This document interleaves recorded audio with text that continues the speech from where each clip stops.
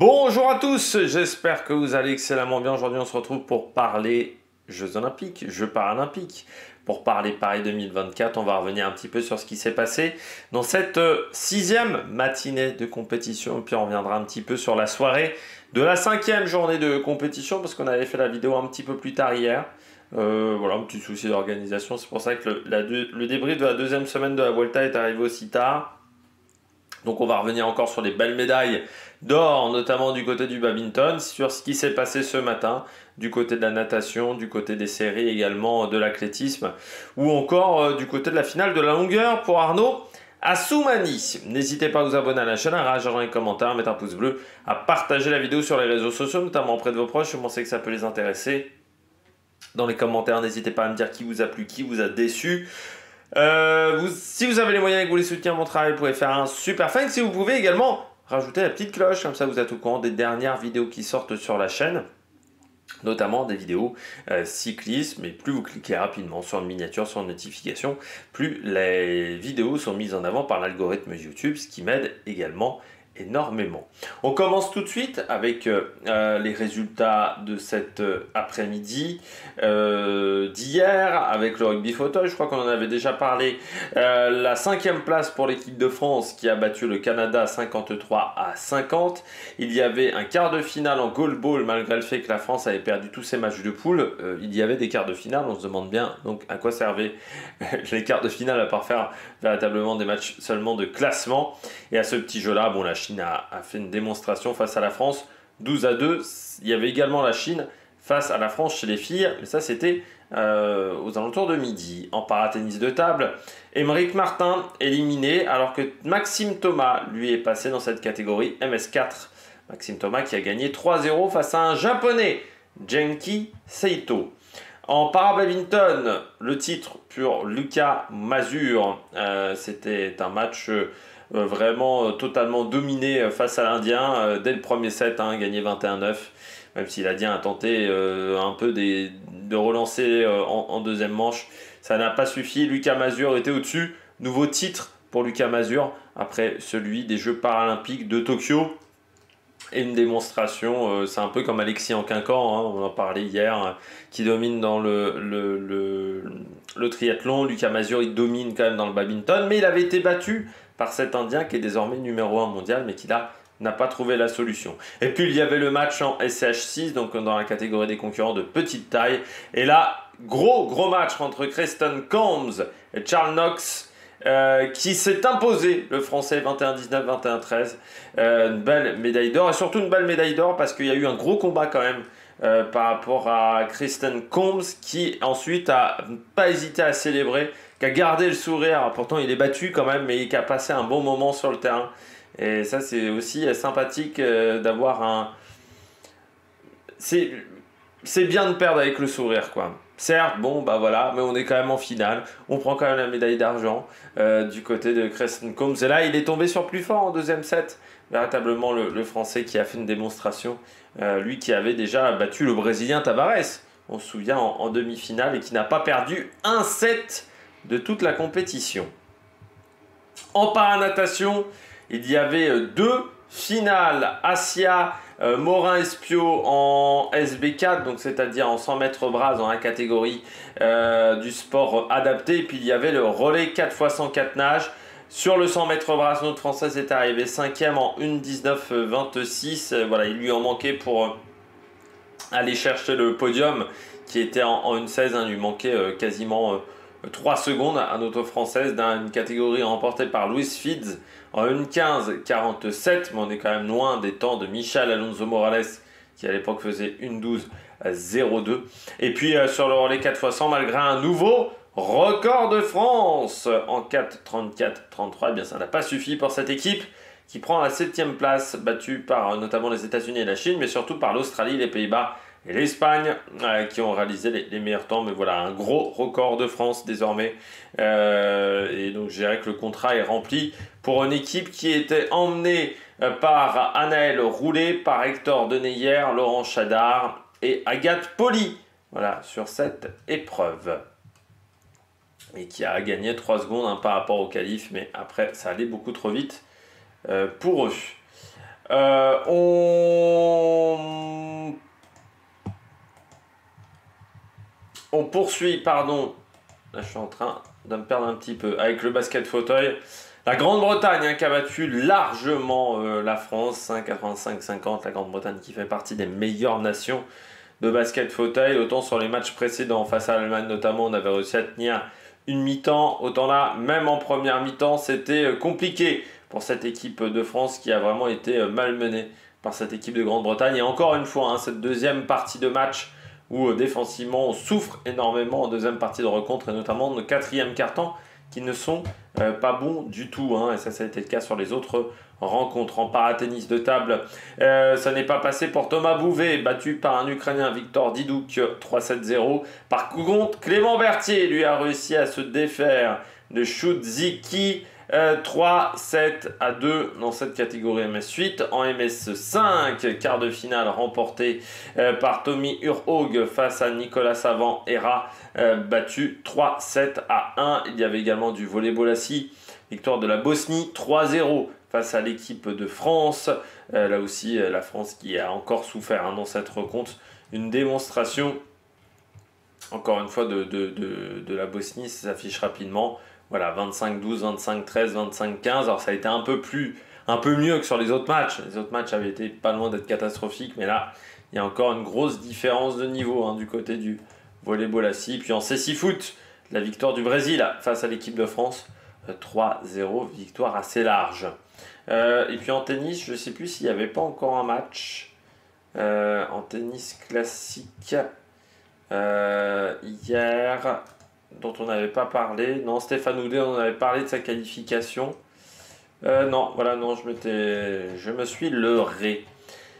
Ce matin, il y avait du goalball avec le match de classement.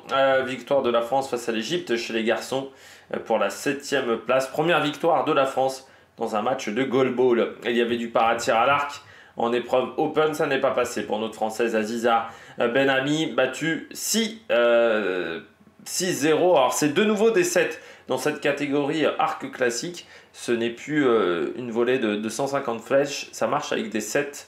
Donc 6-0 parce que quand vous gagnez un set, vous gagnez 2 points. Et donc elle a perdu les 3 premiers sets. Donc, ce qui fait que le match était terminé. Parce que c'est le premier à 6 points qui remporte la rencontre. En para-équitation, il y avait Chiara Zanetti dans l'épreuve du grade 3. Donc c'est-à-dire qu'il y a 5 grades 5 classes de handicap en para-équitation, le 1 étant celui des handicaps les plus forts, 5 celui des handicaps les plus faibles, ça reste encore une fois des handicaps importants. Et Chiara Zanetti, grade 3, qui a pris la 5e place déçue. Mais ouais, elle était quand même à 3 points hein, de Natasha Baker. Bon, elle savait que le podium allait jouer à 73 ou 74. Et il lui en manquait tout simplement à Chiara Zanetti, avec Swing Royal du côté de cette épreuve. Elle a été assez mal notée hein, par, je crois que c'était la juge H, par Suzanne Cunningham, parce qu'il y a une juge qui lui a mis seulement un 67, si je me rappelle. C'est la juge C. Donc non, c'est la juge française qui lui a mis une mauvaise note, hein, 67 500. Et la juge H, c'était 69 833. Et c'est la juge B, donc la juge belge. Enfin, le juge belge qui lui a donné le meilleur total avec 73 333, mais ce juge belge qui l'a quand même noté moins bien que les concurrentes du podium. Donc il en manquait pour Chiara Zanetti. En tir sportif, on avait les qualifications en SH1 en 50 mètres carabine 3 positions. Jean-Louis Michaud s'est qualifié pour la finale en 3e place avec un score de 1113. Ça n'est pas passé par contre pour notre deuxième français, 14e Didier Richard, mais il lui manquait une grosse dizaine de points hein, pour aller se qualifier en finale, vingtaine de points même, donc ça ne pouvait pas le faire, c'était un peu trop. Il y avait les séries en paranatation du monde ce matin avec Hugo Didier notamment. Il y avait également David Smetanine en S4 avec Grand Jus, Laurent Chadard également, Solène Sache en S5 ou encore Alex Portal. On va faire un petit tour de tout ce qui s'est passé sur le 100 mètres d'eau en SM9. C'est passé pour Hugo Didier avec le deuxième temps, pardon. Pour Hugo Didier, c'est vrai qu'il y a non, il n'y avait pas eu de déclassement dans cette course-là. Derrière, Chalkanao, le Bélarus, 1-0, 1-32, 1-0-2, 89 pour Hugo Didier. Mosgovoy également prend la 4e place, mais on sent que beaucoup de concurrents en ont un petit peu gardé, pour les finales de ce soir. C'est-à-dire que c'était un peu... voilà, on se regardait pas mal sur cette épreuve. Sur le 204 nages, par contre, ça s'est peu regardé pour nos Français, mais qui ne sont pas passés, que ça soit Smetanine et Grandjus, 10e et 12e, et il leur manquait quand même 10 secondes quasiment pour aller chercher Cameron Leslie et l'Israélien Dadaon qui a fait le meilleur temps assez largement en 2,52,30 et qui devrait être un concurrent important pour la finale. Je pense que ça va être dur d'aller le chercher parce qu'on voit que Camacho Ramirez est 7 secondes derrière. Et il y aura une grosse bagarre par contre, peut-être pour le podium, notamment pour cette 2e place. En 50 papes, c'est passé pour Laurent Chardard, 3e, 32-15. Voilà, il sait qu'il devra aller à 31 secondes pour aller chercher la finale par rapport à Crespin et Bang. C'est les adversaires les plus importants, mais là aussi l'idée était surtout de prendre des repères pour Chardard. Il sait qu'il voilà, il a 3-4 dixièmes à aller chercher pour la finale. Il y avait également le S5, les 3 chinoises aux 3 premières places et notre française Solène Sache qui elle a pris la 14e place, pas qualifiée pour la finale. Et puis on termine en 204 nages en catégorie SM13. Alex Portal qualifié, même s'il a été battu par Garachenko, mais on voit que Ihar Boki semble intouchable et le podium lui va être très serré entre Sotnikov, Garachenko, Portal, Vandenroy et même Sato. Ça va être un sacré combat dans cette épreuve. On poursuit avec l'athlétisme. Là aussi, il y avait du monde ce matin en athlétisme. Arnaud Assoumani, Nantenin Keita et Marie Ngusu Nguyi. C'est pas passé pour Arnaud Assoumani en finale. 5e, battu par le Cubain Sol Cervantes et Aobang et Kotourov. Arnaud Assoumani qui a dû faire avec des conditions climatiques qui étaient extrêmement compliquées, extrêmement humides. C'était vraiment une épreuve qui était compliquée, difficile, et il n'a pas réussi à trouver la solution. Ça manquait d'engagement. Voilà, il sautait un petit peu sur les talons.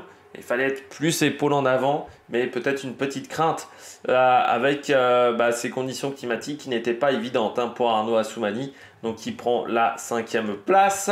Du côté du 100 mètres T13, Nantenin Keita, qui n'est pas une spécialiste du 100 mètres, eh bien ça s'est senti. 9e temps seulement, même si elle a fait son season best. Bon, elle l'a dit très clairement, elle n'était pas bien placée dans les starts. Le départ n'était pas exceptionnel du côté de Nantenin Keita. Et donc ça a été une épreuve compliquée pour la française, la porte-drapeau avec Alexis Anquincan, mais qui se concentre quand même plutôt sur le 400 mètres. Et puis il y avait le T47 et la qualification pour la finale pour notre jeune française Marie Ngusu Nguyi, seulement 16 ans, et qui réalise la 6e place de ses qualifications. Et bon, vous voyez que le podium, il a 3 dixièmes. Alors certes, il va falloir battre son record, mais on ne sait jamais. Il y a une belle densité dans cette épreuve en passant, même si Vera Andrade semble un petit peu la plus rapide, mais ça va être très très très serré. Avec une catégorie, on a les T46 et les T47, parce que les T45 peuvent participer à cette catégorie-là, mais ils n'étaient pas présents. En paratennis de table, il y avait les MS3 en simple homme. Ce n'est pas passé pour Florian Merlin, qui est tombé face à une tête des séries, face à un des meilleurs de la catégorie, Thomas Schmidberger, qui a été battu 3-0, 3-7-0. Et Lucas Didier, lui, a battu un Nigérian inconnu au bataillon, ce qui fait que ce n'était pas un match facile, puisque c'était quand même le champion d'Afrique, mais il y avait peu d'informations sur ce concurrent, Lucas Didier, qui s'est imposé 3-7-0. En boccia, le double mixte, l'Australie a battu la France. Alors c'est dommage, parce que la France était bien partie dans ce match, et ça s'est un peu mal passé sur la deuxième partie de rencontre. Et en BC1, BC2, la France également battue par l'Indonésie 8-3. En tennis fauteuil, Cataneo et Oudé n'ont pas encore commencé leur quart de finale face à une paire brésilienne. Et puis en escrime fauteuil, ça n'est pas passé pour Clémence Delavoye-Pierre, battue 15-11 en sabre féminin dans la catégorie A. En tennis de table, ce n'est pas passé pour tout Kanka Sampu, la française qui avait été jusqu'à maintenant toujours médaillée, mais qui est aussi une des légendes hein, du tennis de table au niveau français et au niveau valide et handisport, mais battue par Florencia Pérez, une jeune concurrente chilienne, 3-0 en escrime fauteuil en 16e de finale. C'est Maxime Ballet qui s'est imposé en 16e de finale facilement, 15-9 face à visite Kinga Mano, un Thaïlandais. Et puis en goalball, la France battue hein, par la Chine en quart de finale 12-2. Donc il y aura un match de classement certainement demain. Et puis en catégorie MS2, Fabien Lamiro lui est passé facilement pas face à Jim Choi Park, pourtant un sud-coréen, ce qui n'est jamais évident, 3-0. Et puis en para tir sportif, Jean-Louis Michaud avait sa finale. Et Jean-Louis Michaud qui a fini 7e de sa finale. Lui qui avait fini 3e de qualification a eu beaucoup plus de mal dans cette finale. Remporté par Jin Ho Park, un sud-coréen, en réalisant un 454.6, record paralympique. Beaucoup de records paralympiques en passant à Châteauroux. En sabre femme, catégorie B, Cécile Demodé, battue par une chinoise, Xiao Rong, 15-3. Et puis en 16e de finale, c'est pas passé pour Ludovic Lemoine, battu 15-6 également par un chinois. Et en sabre, c'est Brianna Vidé qui doit participer dans quelques minutes. Voilà, du côté de ces épreuves d'escrime fauteuil. On regarde tout de suite le tableau des médailles pour conclure. La France toujours dans le top 5, elle est à la 5e place avec 34 médailles remportées. On a déjà le même nombre de médailles d'or que du côté de Tokyo, alors qu'il nous reste encore pas mal de jours de compétition. Nous ne sommes que mardi. Et puis le Brésil 4e, les États-Unis 3e, Grande-Bretagne 2e et la Chine qui caracole en tête avec déjà 93 médailles du côté de cette compétition. Eh bien, j'espère que vous avez aimé cette vidéo. Si vous avez aimé cette vidéo, n'hésitez pas à vous abonner à la chaîne, à réagir dans les commentaires, à mettre un pouce bleu. Et puis nous, on se retrouve pour de nouvelles aventures sur Amérique Production. Ciao, ciao!